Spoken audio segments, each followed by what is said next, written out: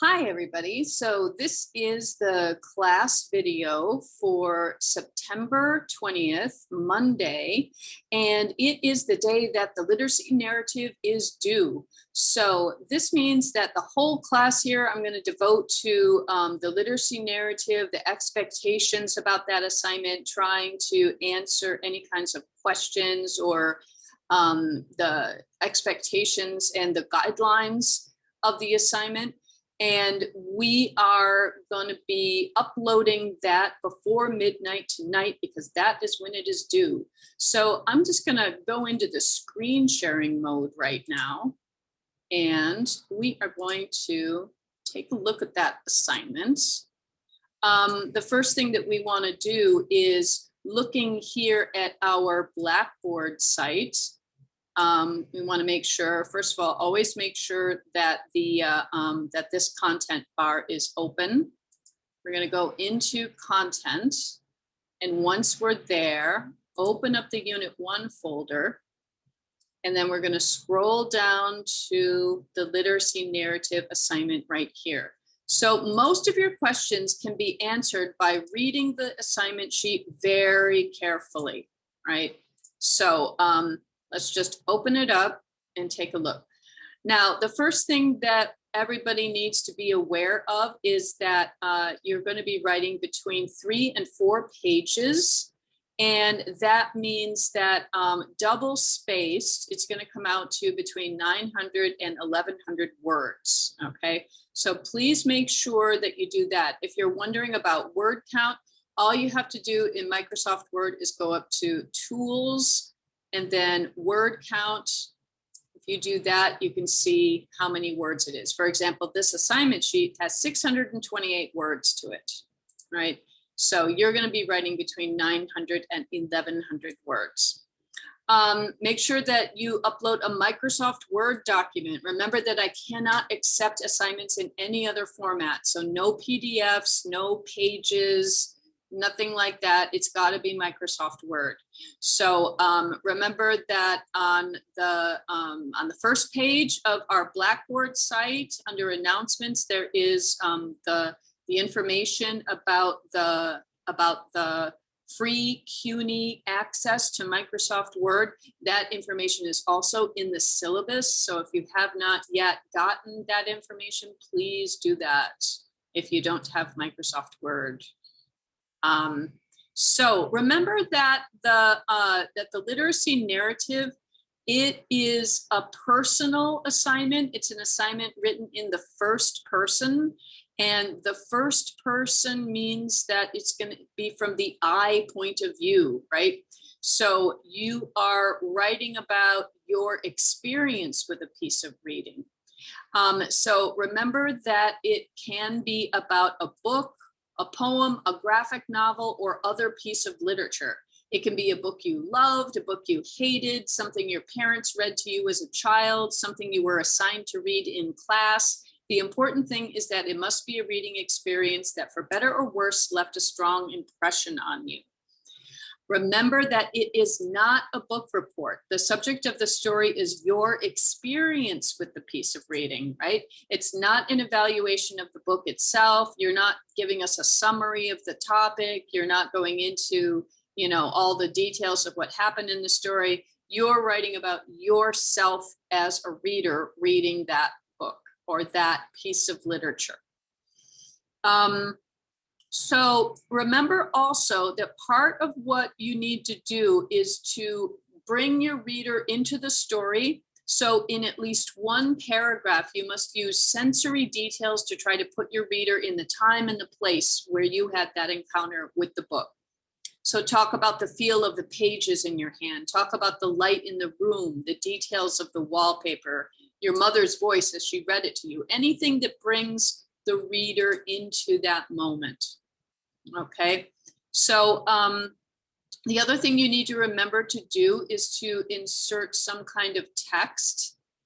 Some kind of image into your text. And this can be completely up to you. An illustration, a photo, a piece of art from the literature itself. It can even be an image of the cover of the book. Anything you feel like connects to the story, to the reading experience. So remember that the literacy narrative, it offers you a lot of space to explore your own writing voice. So don't worry about academic language or high levels of vocabulary or formality here. You want to write in your own voice. And if you follow these directions, it's pretty difficult to mess it up. Now, do be aware of the grading criteria here. You just want to reference this, that you will get 20 points for including sensory details, 20 points for pasting an image into the text, 30 points for describing specific ways that the reading experience influenced you, 10 points for separating your text into at least 3 paragraphs per page. And this is important. Find a way to break up your text so that it's not all one big uninterrupted block. 10 points for keeping to the required word count and 10 points for turning it in on time. That means even if you're not entirely happy with it, I want you to turn it in on time.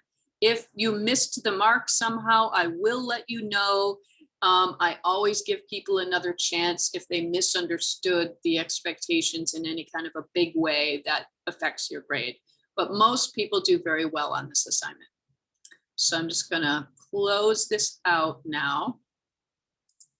So stop the screen sharing mode so that we can talk a little bit about topics. Now, if you don't yet have a topic for your literacy narrative, you don't need to panic. You don't need to worry too much because you have so much possibility here. You have so many options. So often the people who have the most trouble finding a topic for the literacy narrative are people for whom reading was not your favorite subject. So if reading was not your favorite subject, you still have a lot of options.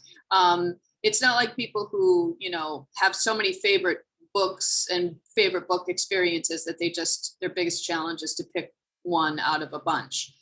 If you are not, if your memories do not include a whole lot of really positive, wonderful reading experiences, you can choose, for example, you can choose a book that was read to you as a child. So try to imagine a book, try to remember a time when you were read to as a child.